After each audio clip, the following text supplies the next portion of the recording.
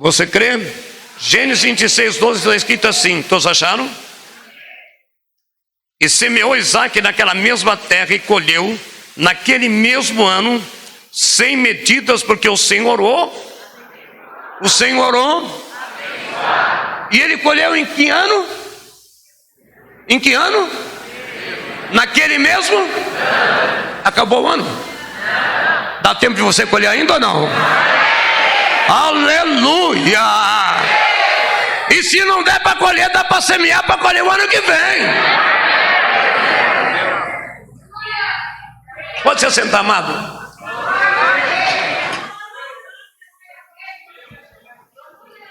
Igreja, tudo que você tocar e profetizar ainda em 2022, se você tiver fé, ousadia e determinação, vai acontecer. Presta atenção aqui. Muitas vezes nós cometemos o erro de ler a Bíblia, mas não de meditar. Olha alguma instrução, presta atenção. Muitas vezes nós lemos a Bíblia muitas vezes, mas cometemos o erro de ler e não de meditar. Nós lemos e não meditamos. O que é meditar?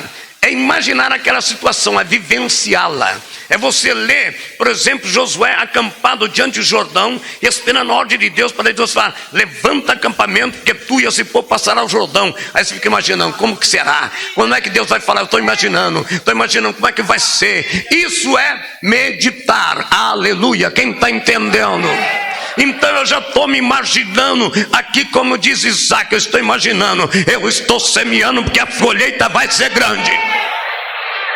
Arabassuri, Miquécia. Exemplo, TV, cinema, traz imagens prontas, amém? Imagens prontas, porém a leitura te faz imaginar. Já reparou? Assiste um filme e lê o livro do mesmo filme, é diferente. O livro do mesmo filme, um exemplo, vou dar um filme do mundo aí, mas vamos colocar qualquer título. O Titanic, um exemplo.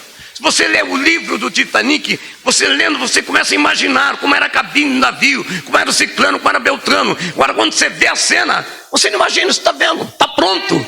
Está entendendo o que a Bíblia está querendo dizer? Não basta ler você tem que meditar, imaginar, criar. E quando você cria, vem a expectativa da fé e da esperança. Quem está entendendo pode dar um glória a Deus aí.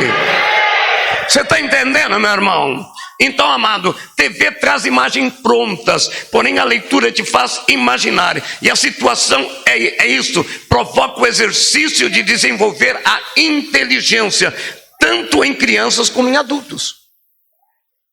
Já viu como a criança cria uma imagem quando ela começa a ler? Põe a criança diante da televisão, é tudo pronto. Tchum, tchum, tchum, tchum. Põe uma criança para ler. Daqui a pouco ela começa a dar nome para os bichinhos, para as crianças. É diferente. O que ela vê está pronto, mas o que ela lê, ela cria, ela imagina, ela se coloca na história. É isso que Deus quer que você veja. Deus não quer que você só leia a Bíblia, Deus quer que você se interaja nela, se coloque nela. A Bíblia é mais do que isso, só é possível lê-la e entendê-la, imaginá-la com a ajuda do Espírito Santo. Toda vez que você for ler a Bíblia, Espírito Santo, me ajuda a ler, a entender, a interpretar, a entender o que eu estou lendo agora. Por essa razão é que muitas vezes perdemos muitas instruções e como devemos agir e fazer em nossas vidas. Veja, semeou e colheu 100 por 1. Semeou e colheu 100 por 1. Mas por quê? Porque o Senhor o abençoou. Mas vamos lá, primeiro vamos lembrar quem era Isaac. Quem era Isaac? Quando ele era pequeno, o pai dele tentou sacrificá-lo. Quem lembra disso? Deus falou para o seu pai? Falou ou não falou? Me sacrifica o teu filho agora, uma prova de fé. Amém? Quando ele era pequeno, o pai tentou sacrificá-lo. E por que ele não foi sacrificado? Porque em cima da hora, quando o cutelo ia descer, apareceu um anjo e disse a Abraão: não estenda a sua mão sobre o moço. Então observe, veja que desde a juventude, desde o tempo de criança de Isaac já estava acostumado a viver o sobrenatural em sua vida, haver anjos, haver livramentos, aleluia. Ele sabia como foi o chamado do seu pai. Seu pai disse: olha, meu filho, eu estava lá em Ur dos Caldeus, quando Deus me deu uma visão e me disse: sai do caminho da tua parentela, teu pai. Ele estava acostumado a viver o sobrenatural. Era uma criança que tinha, está entendendo, amados? Uma vez, veja bem, ele sabia como chamar do seu pai. Uma voz: sai da casa do teu pai, da tua parentela, uma terra que ainda te mostrarei. Olha o exemplo que ele teve em casa. Olha o exemplo que Isaac teve em casa. Qual foi o exemplo? Do sobrenatural, do livramento, e de obediência, de temor a Deus. Qual é o exemplo que nós temos dado para os nossos filhos? Qual é o exemplo? Qual o exemplo que nós temos dado para os nossos filhos? Olha o exemplo que Isaac teve em casa. Ele sabia que o seu pai havia obedecido a um chamado. Então Isaac não era um garoto comum. Não porque ele fora ungido para alguma coisa. Não, ele não foi ungido para nada. Ou qualquer coisa especial. Mas pelo ambiente que ele fora criado. Isaac não foi ungido para ser... Ele era um menino normal. Mas é por causa que ele foi criado num ambiente diferente. Qual o ambiente que você tem criado os teus filhos? Alamandarável. Mas agora Isaac estava peregrinando por uma terra estrangeira. Oribadaias, Tucomanávia. Ele vai passar então por dificuldades. A terra que ele estava ali trazendo muitos dissabores e dificuldades. Aleluia. Aí aqueles homens daquela terra começam a desejar, a tentar para a sua mulher, com uma mulher linda, a mulher de Isaac. E o que Isaac faz? Ele mente, ele peca, mentiu, errou dizendo que a sua mulher era a sua irmã, com medo deles matá-lo. Ele mentiu. Ele vai passar por situações difíceis, terríveis. Ele foi expulso da terra. A inveja veio, vão querer destruí-lo. Saibam, igreja, presta atenção, que nenhuma vitória do passado garante a vitória do presente.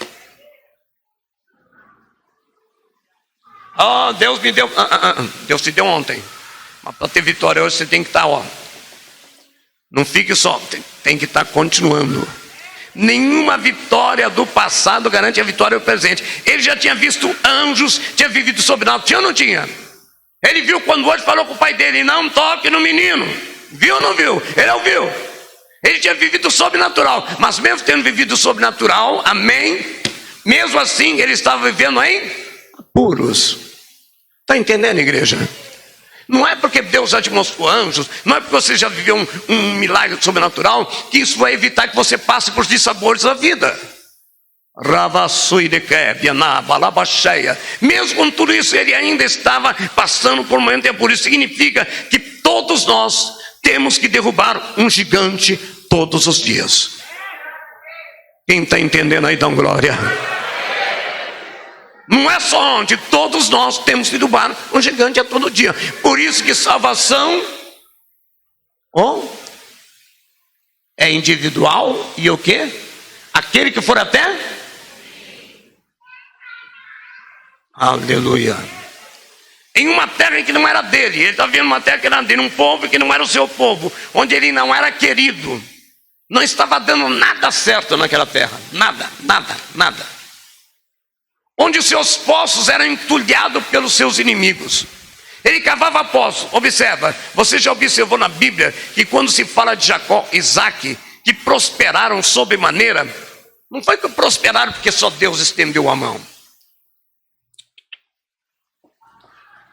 Prosperaram sempre trabalhando, nunca caiu do céu. Amém, irmão? Vocês lembram que Jacó enganou, foi enganado, mas trabalhou.